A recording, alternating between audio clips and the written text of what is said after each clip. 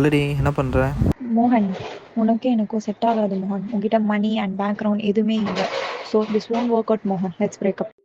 ஒரு நிமிஷம் இரு. என்னம்மா? வரும்போது ஒரு 5000 ரூபாய் கொண்டு வாப்பா. வீட்டில் மளிகை சாமான்லாம் காலி ஆயிடுச்சுப்பா. சரிம்மா, நான் ரெடி பண்ண வரேன். இல்லை. So this won't work out மோகன். Let's break up.